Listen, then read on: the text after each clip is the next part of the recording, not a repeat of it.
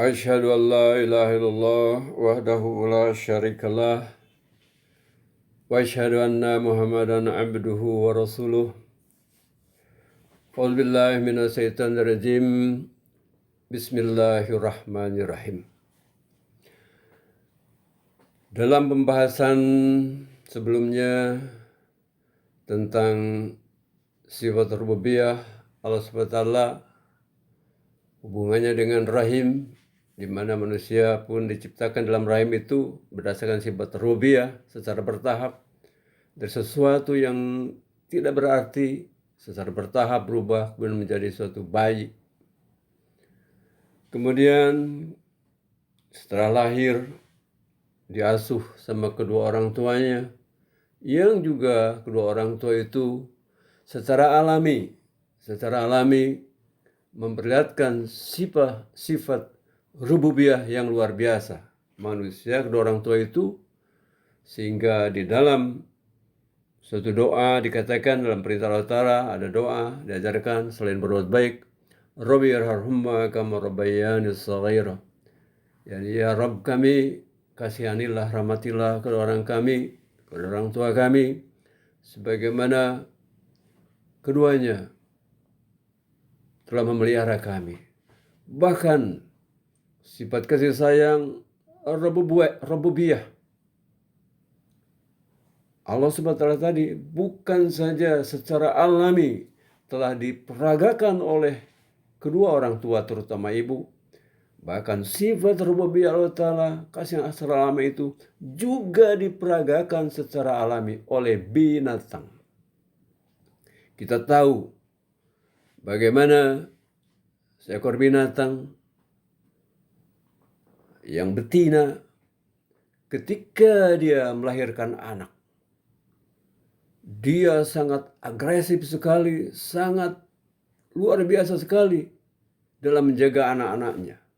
Kita lihat seekor induk ayam ketika memelihara anaknya, dia ketika ada burung elang menyamar anaknya, maka dengan berani induk ayam itu menghajar elang yang menyamar anaknya, burung elangnya. Seperti itulah. Itu perempuan. Bagaimana luar biasanya induk ayam yang baru menetaskan anaknya, mengasuh anaknya, melakukan rububiyah terhadap anak-anaknya, terhadap telur ayam yang baru dilahirkannya. Kemudian bagaimana induk ayam itu ketika istirahat memasukkan anak-anaknya di bawah sayapnya, melindunginya supaya apa? Supaya terjaga dari serangan burung elang. Itulah bahwa binatang pun secara alami telah memperagakan sifat rububiyah Allah Ta'ala. Apalagi manusia, dalam hal ini kedua orang tua. Mungkin timbul juga pertanyaan bahwa ayat tentang perintah supaya dan Tuhan engkau, wahai Muhammad, telah memerintahkan supaya engkau jangan menyembah selain Dia, selain Allah, dan hendaklah engkau Muhammad tunjukkanlah kasih sayang terhadap ibu bapa. Mungkin timbul pertanyaan, bukankah Nabi Muhammad Rasulullah SAW itu sejak kecil pun telah menjadi yatim piatu? Karena apa? Sebelum beliau dilahirkan, ketika masih dalam kandungan, ayah beliau yaitu Sayyidina Abdullah telah wafat. Dan kemudian ketika beliau dilahirkan, baru berusia 6 tahun, ibunya juga telah wafat, Siti Aminah. Juga ketika beliau masih kecil, merupakan kebiasaan di suku bangsa Arab, suka menyerahkan anaknya kepada ibu susu. Begitu juga Rasulullah SAW. Ketika masih kecil, beliau itu diasuh yang namanya oleh Halimah, kalau tidak salah namanya. Ibu susunya Halimah. Apa yang terjadi? Bagaimana Rasulullah SAW bersikap terhadap ibu susunya? Ketika suatu hari beliau sedang berkumpul dengan para sahabat, Tiba-tiba muncul seorang perubahan, yaitu Halimah, ibu susunya. Betapa Nabi besar Muhammad Rasulullah itu segera bangkit menyambutnya dengan penuh kecintaan dan menghamparkan serbannya untuk duduk supaya ibunya duduk pada tempat tadi. Ibuku, ibuku. Bayangkan, terhadap ibu susu saja Nabi besar Muhammad Rasulullah SAW telah sedemikian rupa memperlihatkan kecintaan, apalagi terhadap kedua orang tuanya. Nah, inilah hakikatnya. Mengapa di sini yang dikatakan adalah kepada Rasulullah SAW, walaupun kenyataannya kedua orang tua beliau wafat ketika beliau masih kecil. Satu hal lagi, mengapa ibu susu itu di dalam Islam termasuk perempuan yang dilarang dinikahi? Begitu juga saudara sepususuan dilarang, yang perempuan dilarang untuk dinikahi dalam Islam. Kenapa? Karena betapa air susu ibu itu sangat berpengaruh terhadap karakter, terhadap pertumbuhan jiwa manusia. Begitu luar biasanya Islam menjaga masalah hubungan darah. Biarpun saudara sepususuan, ibu sepususuan tidak termasuk dalam hal warisan, tetapi Islam sangat menjaga bagaimana seorang anak susuan harus menghormati orang tua susu atau ibu susunya. Dalam hal inilah Nabi besar Muhammad Rasulullah SAW telah memperagakan bagaimana kecintaan beliau, penghormatan beliau kepada Halimah, ibu susu beliau. Begitu luar biasa suri teladan Nabi besar Muhammad Rasulullah SAW.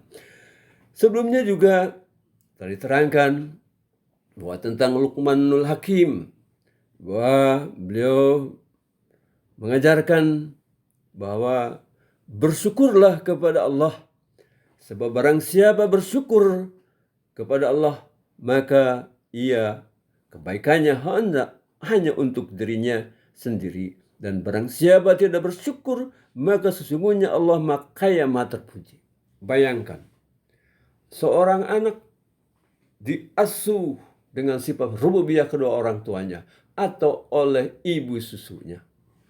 Tetapi jika kemudian setelah dewasa, setelah sukses dalam kehidupan duniawinya, bersyukurnya bukan kepada kedua orang tuanya, bukan kepada induk kandungnya, bukan kepada ibu susunya, tetapi kepada tetangganya atau kepada orang lain yang tidak hubungan apa-apa. Bayangkan betapa bejatnya akhlak anak yang seperti itu. Nah, itulah pula mengapa syirik merupakan suatu kedurhakaan kepada Allah Ta'ala.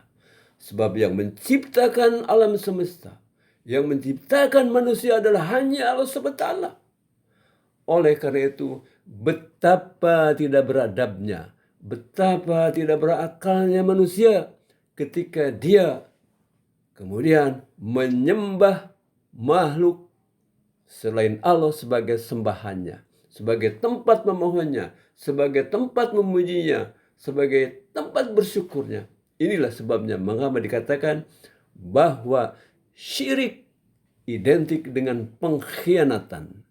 Syirik identik dengan ketidakbersyukuran. Itulah kenapa di dalam surah Luqman, setelah Hazrat Luqman menasihati tentang pentingnya berterima kasih, bersyukur kepada Allah Ta'ala, maka peragakanlah rasa syukur kepada Allah Ta'ala Rabbul Alamin ini dengan bersyukur kepada kedua orang tuanya, kepada orang tua.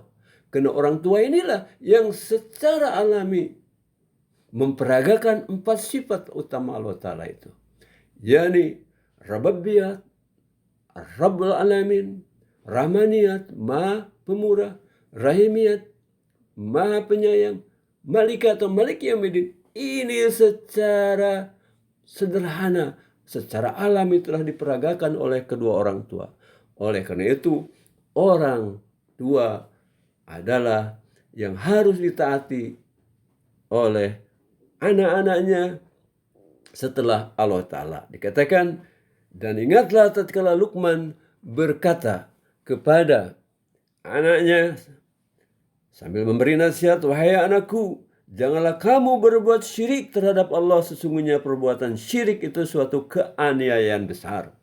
Lalu berikutnya dikatakan, dan kami Allah Ta'ala telah memerintahkan kepada manusia supaya berbuat baik terhadap ibu bapa. Ibunya telah mengandung dia dalam kelemahan di atas kelemahan dan telah menyusuinya memerlukan waktu 2 tahun. Mungkin ada yang lebih kurang dari itu. Dan berkata pula, Allah Ta'ala berfirman, dikatakan, Anis kurli wali walidaika ilayyal masir.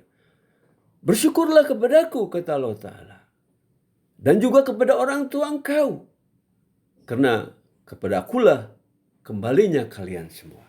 Jadi bersyukur kepada kedua orang tua itu merupakan peragaan. Bersyukur kepada Allah Ta'ala. Karena itu dalam Islam dikatakan, barang siapa tidak bisa bersyukur kepada sesama manusia, pasti tidak akan bisa bersyukur kepada Allah SWT. Oleh karena dalam akhlak ini telah dijelaskan bahwa yang pertama dari akhlak itu adalah adil. Innallaha ya'muru bil adil. Adil, minimal adil kepada orang tua. Orang tua kita telah memelihara kita dengan sifat rububiyah Allah Ta'ala, maka hendaknya kita berlaku adil. Jangan orang tua kita yang memelihara kita, lalu kita bersyukurnya, bahkan menyembah tetangga atau orang lain yang tidak punya hubungan, yang tidak pernah mengasuh kita. Itulah. Berikutnya adalah ihsan lebih tinggi, lalu isaidul kurba. Insyaallah masalah bersyukur ini akan dilanjutkan pada kesempatan yang akan datang. Wassalamualaikum warahmatullahi wabarakatuh.